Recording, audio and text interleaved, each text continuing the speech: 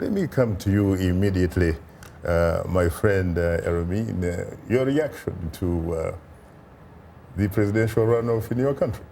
I am just so proud of my countrymates. I'm so proud of my country, the leaders, and I would say, you know, we set up the example for all the other African countries, as you can see. Did you vote for the right candidate, or did your candidate win? My candidate won, yes, really? Won, yes. And where did you actually vote? Where did you cast your vote from? Well, I was able to vote at the embassy here at Washington, D.C. I was supposed to go back, but I have other things going on. So I stayed here, and I was able to vote at the embassy.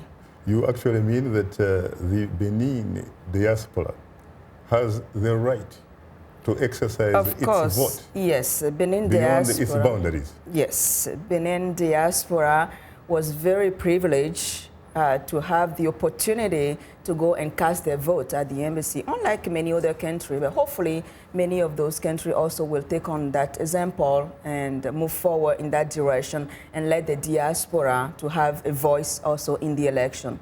Very interesting. What about you, Chris? Are you surprised by the results in Benin?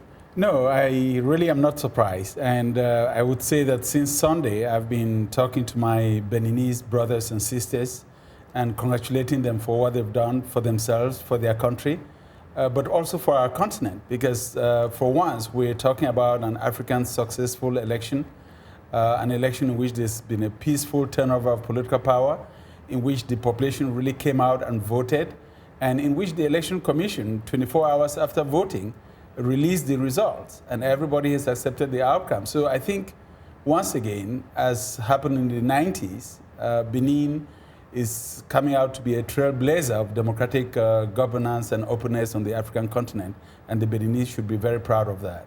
Would it be accurate to characterize it perhaps as the beacon of hope for African democracy?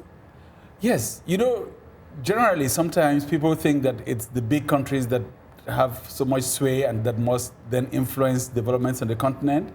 But Benin, Senegal, Botswana, Cape Verde, you know, these are small-sized countries that are really sending out a message that small countries can also influence big countries. And I think that Benin is really playing a lead role with regards to democracy on our continent. You might, in fact, add Mauritius, perhaps. Mauritius is one of those countries as well. Yeah. Now, I know that you often send a delegation of observers to countries on the continent. Any particular reason, from what I hear, that you didn't actually think that you had to send a delegation of observers to Benin this time around? Yes, I should say that we did not send observers to Benin this time around, and I'm really pleased that we didn't, because the Beninese have proven to us time and over again that they don't necessarily need the international community watching over their shoulders.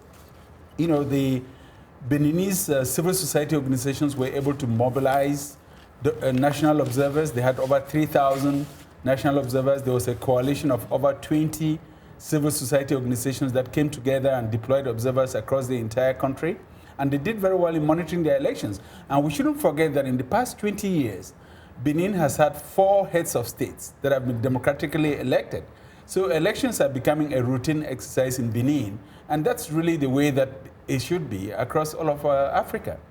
It is very interesting, in fact, that in that particular sub-region, you seem to be developing a positive disease. That is, of course, of an incumbent president, for example, like Nigeria, losing an election, conceding defeat with grace. And in this particular case, you have the Prime Minister, Lionel Zinsou, actually losing the second round, calling the victor, Patrice Talon, to concede defeat with grace, even before, in fact, the votes are counted.